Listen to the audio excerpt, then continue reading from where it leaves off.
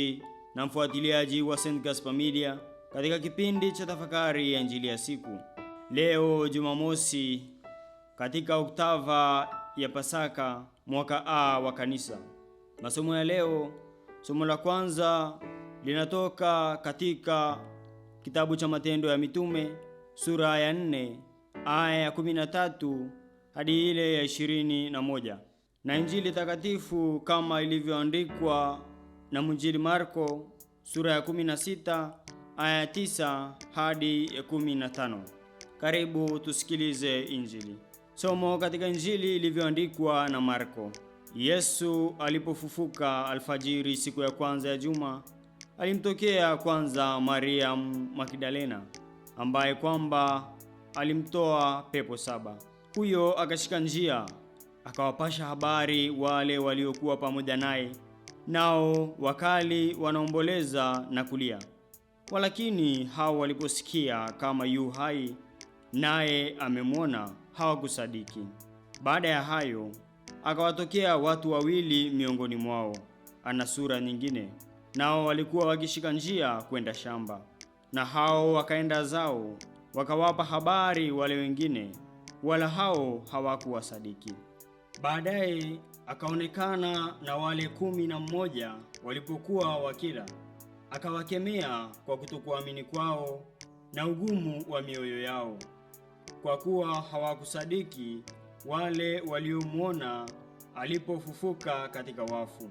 Akawaambia, enendeni ulimwenguni mote mkaihubiri Injili kwa kila kiumbe. Neno la Bwana. Sifa kwako Kristo. Ninawaalika katika tafakari ya sehemu hii ya Injili. Wapendwa, tukiwa bado katika oktava ya Pasaka, leo tunaendelea kupata masimulizi ya Yesu kuwatokea watu mbalimbali baada ya kufufuka kwake. Mtu wa kwanza aliyetajwa hapa ni Maria Magdalena. Yeye ni mwanamke Myahudi ambaye Yesu alibadilisha maisha yake kwa kumtoa pepo waliokuwa wakimsumbua. Mwanamke huyu anakuwa ni wa kwanza kupeleka habari za ufufuko kwa mitume. Papa Francisco anamzungumzia Maria Magdalena kuwa ni mtume wa mitume, kwani yeye ndiye aliyetumwa kupeleka habari za ufufuko kwa wale mitume. Ujumbe huu wa mwanamke, yaani Maria Magdalena, hauonekani kuwa ni wa kweli masikioni pa mitume. Mwanamke huyu anayepeleka habari za ufufuko na ushindi wa Kristo dhidi ya dhambi na mauti, ujumbe wake unapuuzwa.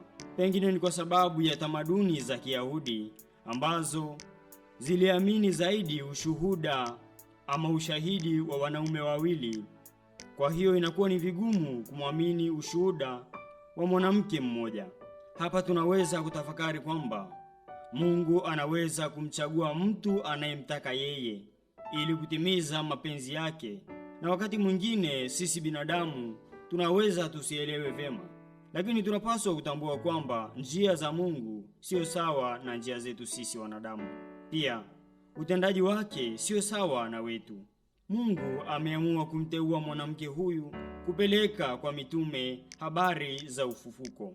Mara nyingi huwa tunafikiri kwamba mambo mazito huwa yanatokea katika mazingira yenye hali fulani ya kitofauti na kawaida. Lakini hapa tunaona ujumbe mzito, ujumbe wa wokovu wa ulimwengu, ujumbe wa upatanisho kati ya Mungu na wanadamu, ukiletwa na mtu wa kawaida katika jamii ya Kiyahudi.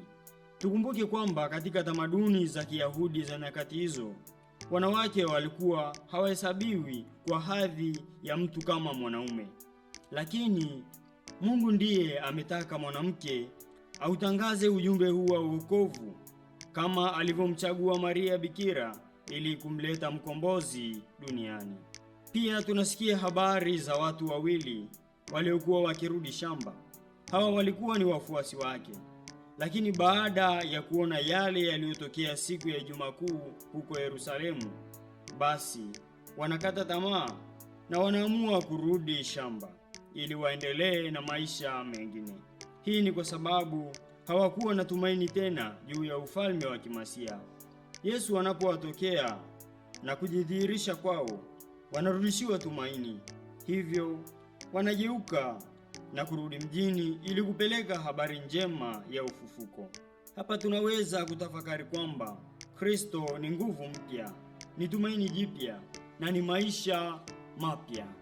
Hawa waliokata tamaa na kuamua kurudi shamba kwa kukutana na Yesu wanaanza safari mpya, safari ya kugeuka kutoka kwenda shamba na kurudi mjini. Wanatoka kwenye mkato wa tamaa, wanaenda kuwa wafariji. Wanatoka kwenye njia iwaongozayo kurudi kwenye maisha ya kale, wanaingia kwenye njia ya kuwarudisha kwenye maisha mapya. Kumbe basi, ufufuko wa Kristo unapaswa kuwa kwetu mwanzo wa maisha mapya ya ufuasi. Sisi ni wa Kristo.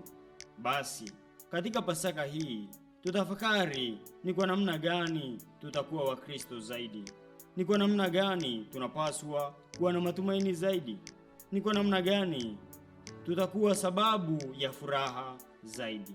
Tunaishi katika dunia ambayo vita na machafuko ya kisiasa yanazuka kila mara. Hali ya maisha inazidi kuwa ngumu. Utu wa binadamu unadhihakiwa na kutothaminiwa.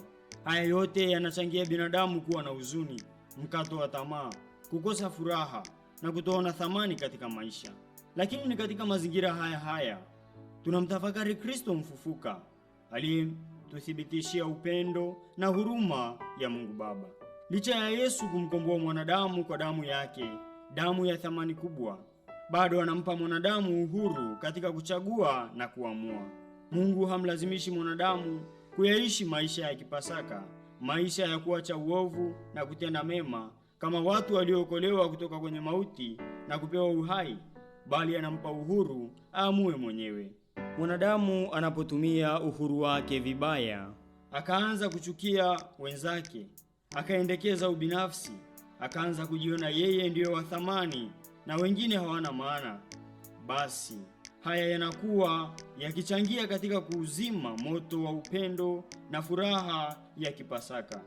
Hii ni kwa sababu Pasaka ni mwaliko wa kuishi maisha mapya ndani ya Kristo, maisha ya mwanga, upendo na matumaini. Tusipoyazingatia hayo, basi tutakuwa tumemwacha Yesu na Pasaka yake na kukumbatia maisha ya ukale. Yesu anapowatokea wanafunzi, ujumbe mkuu anaowapa ni kwamba waende ulimwenguni kote wakaihubiri Injili kwa kila kiumbe. Injili ina nguvu ya kugeuza sura ya ulimwengu wetu wa leo. Nguvu ya Injili ina uwezo wa kuondoa vita, chuki na mafarakano na kuifanya dunia kuwa mahali bora kwa ustawi wa binadamu. Kama Wakristo, tunaalikwa kuihubiri Injili kwa vitendo, tukifuata mfano aliotupa Bwana na mwalimu wetu Yesu Kristo siku ile ya Alhamisi Kuu. Kama maisha yetu yanatuonyesha upendo na yanaonyesha upendo kwa wengine, furaha na amani, na kushirikisha hayo kwa wengine, basi Injili hiyo ya matendo itageuza sura ya dunia, italeta mwanga, tumaini na ushindi wa Kristo mfufuka katika dunia hii. Na kushukuru kwa kutafakari pamoja nami Injili ya leo. Niliyekuletea tafakari hii ni mimi Frateri Priscus Chua wa shirika la misionari wa damu takatifu ya Yesu kutoka seminari kuu ya Mtakatifu Gaspari del Bufalo, Kola, Morogoro. Itukuzwe damu ya Kristo.